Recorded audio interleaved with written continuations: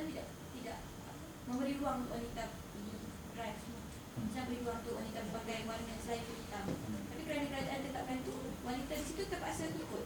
Ya. Ditaatkan. Ya, di situ yang dikatakan tadi, apabila sesuatu itu mempunyai banyak pilihan, ya kan? Maka kerajaan telah memilih salah satu pendapat, maka pendapat tadi boleh menjadi undang-undang. Ya, boleh menjadi undang-undang. Katakanlah secara umum ya di seluruh negara wanita boleh memandu. Hanya di Saudi saja wanita tidak boleh memandu ya. Ini keputusan ulama mereka dan itu dijadikan undang-undang oleh kerajaan Arab Saudi. Maka kita kena patuh ya. Ya. Tapi dia macam memberi impak lah kepada menunjukkan Islam itu tidak melulu lah. So macam wanita tak boleh drive, so kenapa? Sedangkan itu sebahagian daripada macam memberi impak yang negatif lah kepada Islam itu sendiri. So, macam mana? Saya rasa hanya di Saudi saja ya. Ya, hanya di Saudi saja. Kalau ada impact pun impact kepada Saudi saja ya. Sebab kerajaan Saudi tidak mewakili Islam keseluruhan. Ya. Jadi itu saja sebenarnya impactnya. Ya.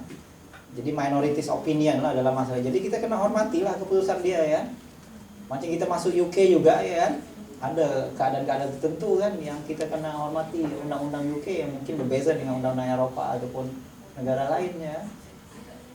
Ya. So jadi saya rasa dia tidak sampai kepada Islam itu sendiri lah. Ya, itu hanyalah keputusan Arab Saudi saja. Ya, keputusan kerajaan Arab Saudi yang patut kita hormati juga apabila kita berada di Saudi. Ya, karena itu undang-undang mereka ya. Karena itu undang-undang mereka dan mereka berhak untuk memilih undang-undang itu. Sama seperti berhaknya kerajaan memilih salah satu mazhab misalkan. Ya, dalam undang-undangnya oke, sekarang ya macam Malaysia misalkan, ya pilih mazhab Syafi'i saja. Ya. Ataupun Saudi pilih mazhab Hambali saja misalnya kata ya kan. Boleh. Ya, walaupun umat Islam tidak semestinya terikat ya, tapi seandainya dia menjadi undang-undang dan mahkamah menggunakan mazhab Syafi'i, maka itulah yang berlaku ya, dan itu dibenarkan oleh syariat. Macam di Malaysia gitu, siapa yang bawa dadah sekian hukum mati ya kan? Kan? Tapi di tempat lain mungkin tidak ya kan? Jadi masing-masing negara ada dia punya ininya sendiri ya. Dia punya undang-undangnya sendiri. Yang kuasa sini, adakah dia itu pada kerajaan terpilih ataupun dia itu pada kuasa yang lebih tinggi pada apa yang ada? Contoh macam Majlis Perkahwinan Islam, mereka tak dibenarkan bernikah. Adakah mereka kena patuh kepada kuasa pimpinan? Islam tidak membenarkan bernikah. Bukan college Islam yang college. Dalam college dia college itu tidak membenarkan wanita bernikah. Jadi kita sebagai pelajar college tu kena ikutlah. Ya sekarang gini ya, bernikah tu apa hukumnya dalam Islam? Wajib ke? Mubah ke? Boleh saja ke apa? Mubah saja kan? Mungkin to certain extent boleh juga sunnah lah. Katalah sunnah, katalah. Ya, ya. Tapi tidak wajib kan? Kemudian kerajaan memilih, kan tadi itu banyak pilihan, ada kata sunnah, ada yang kata ini banyak pilihan. Ya. Maka kerajaan menyatakan mubah saja. Ya.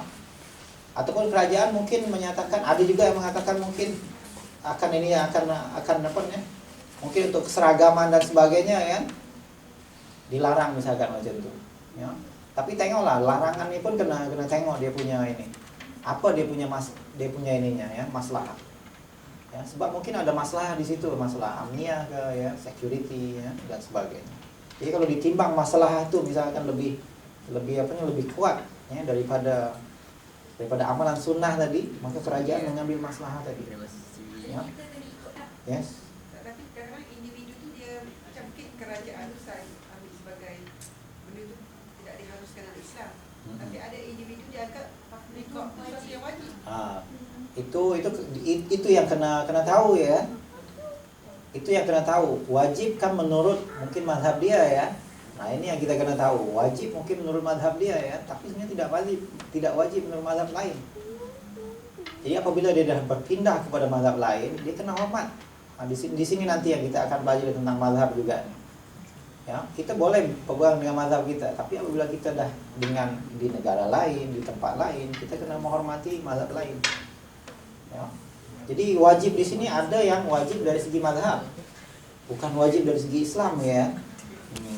Ada yang wajib yang disepakati ya, tapi ada wajib yang ikhtilafi.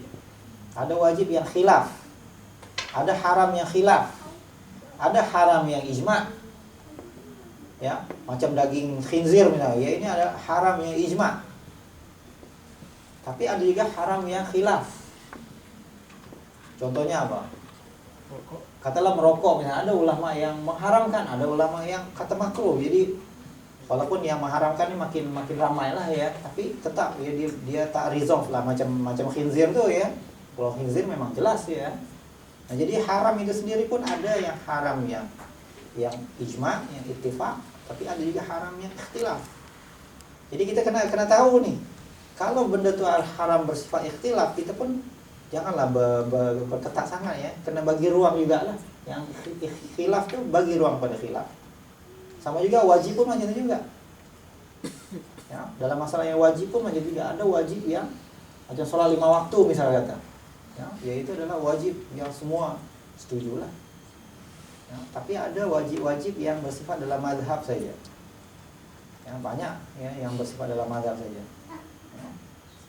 Contohnya misalkan kita kata anjing ya. Of course dalam mazhab Syafi'i anjing ini kira. Tapi dalam mazhab Malik anjing tuh oke, biasa ya. Ya, dia tidak najis pun dia. Ya. Nah, jadi kena inilah ya, sebab tuh masyarakat di US mungkin dia lebih dekat kepada Malik sebab dia suka kepada anjing ya. Jadi ala kadarnya lah kita ini ya, ala kadar. Kita tahu di mana kita nak letak dia punya ya. Dalam masalah air ya, masalah Syafi'i kan sangat ketat ya, kena ada 2 kula dan sebagainya. Tapi mazhab lain ya. Oke ya, dia boleh ambil wudhu daripada bali kecil pun dia ambil wudhu ya. Jadi ialah keputusan kerajaan dia akan melihat kepada maslahah dan juga mafsadah ya, kepada masalah dan juga kepada mafsadah. Sejauh manakah kita perlu taat kepada pemimpin? Kalau pemimpin itu secara terang-terangan melaksanakan undang yang bertentangan dengan Islam, dan adakah perlu untuk menjatuhkan pimpinan tersebut dan menggantikan dengan pimpinan yang lebih baik? Boleh dijatuhkan dengan pilihan raya. Ya, tapi tidak dengan ketumpahan darah ya, dengan apa namanya, dengan mengganggu sistemnya. Kita menggunakan sistem yang ini, yang apa namanya, yang baik ya, yang sudah diterima ya. Pada dasarnya fikrah kita bukan fikrah revolusi ya. Berbeza dengan pendekatan Syiah ya, yang bagi mereka ya, perubahan politik itu boleh menerusi jalan pertumpahan darah. Bagi kita mengambil pendekatan dakwah ya, secara perlahan-lahan ya, secara evolusi ya, yang tidak menimbulkan pertumpahan darah ya. Jadi kalau kita boleh rubah menerusi jalan pilihan raya ya, boleh kita rubah menerusi jalan pilihan raya.